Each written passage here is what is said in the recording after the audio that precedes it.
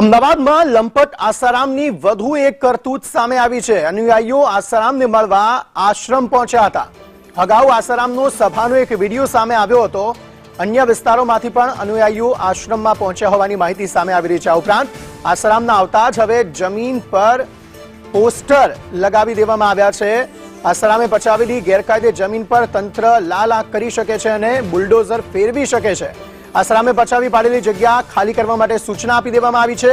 ગેરકાયદે જમીન પર આગામી દિવસોમાં બુલડોઝર ફરી શકે છે, પરંતુ વધુ એક વખત આસારામ જે હાલ તો જામીન પર બહાર છે, પરંતુ અનુયાયીઓને ન મળી શકે તે શરત સાથે તેને બહાર રાખવામાં આવ્યો છે, પરંતુ તે એ શરતોનો ભંગ કરી રહ્યો છે।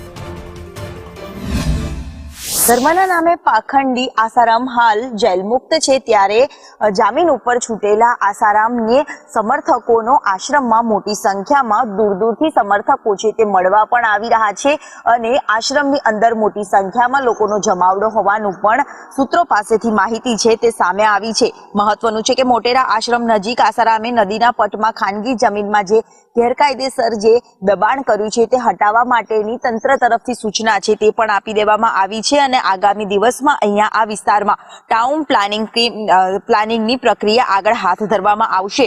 આ પ્રકારે જે દિવાલો બનાવવામાં આવી હતી તે સહિત હટાવવા માટેની સૂચનાઓ છે તે આપી દેવામાં આવી છે।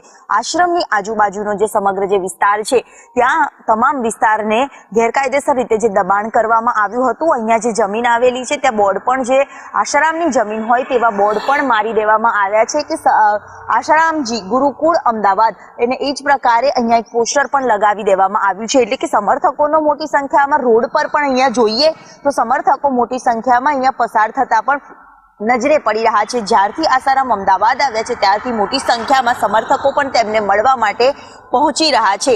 જ્યારે આ ગેરકાયદેસર જે જમીન પચાવી લીધી છે તે હટાવવા માટેની સૂચનાઓ છે આપવામાં આવી છે। આગામી દિવસમાં ચુસ્ત બંદોબસ્ત સાથે ડિમોલિશનની કામગીરી હાથ ધરવામાં આવે તેવી શક્યતાઓ સેવાઈ રહી છે। કેમેરામેન મનીષ વાણિયા સાથે દિવ્યા ચૌહાણ, સંદેશ ન્યૂઝ, અમદાવાદ।